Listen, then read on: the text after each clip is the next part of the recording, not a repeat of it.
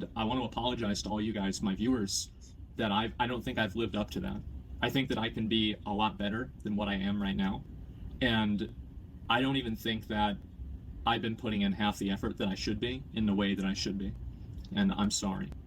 And so my plan is to, when I get unbanned, I'll keep streaming regularly, right? And I want to focus more on trying to do things that are fun, trying to laugh more with people rather than at people. I'll still laugh at people every once in a while, okay? Like let's not get ahead of ourselves here. But it's about a focus and it's about a tone. I listen to my tone in the clip, and I just sound like such a piece of shit.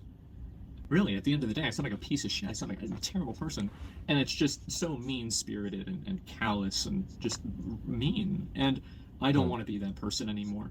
And I've spent a long time growing up. The time I did, I was an r/atheism enjoyer. I have a very negative opinion of a lot of religions. I've had the experience firsthand of the negative effects of Christianity and the way that I view that. And I've always read a lot of very bad things about Islam, and I've made a lot of criticisms of it.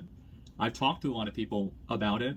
I've heard a lot about it, and I've been like watching. Well, first of all, you know, as a Christian, I'm sorry that you've had a negative experience of Christianity. I have too. I've had Christians hurt me.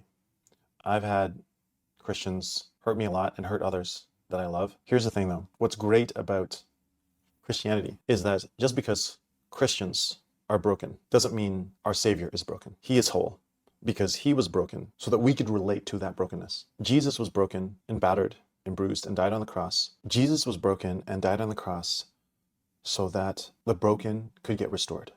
And unfortunately, Christianity is filled with broken people.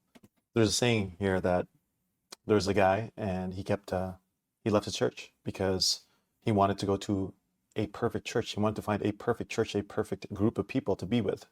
And so he found one and he went into this perfect church. And then that perfect church turned imperfect because we are all imperfect.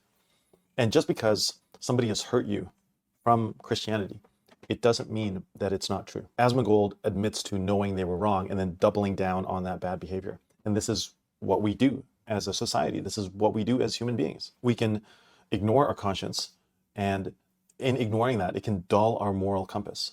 Guilt and being aware of our own darkness is actually a gift from God because it points us back to him.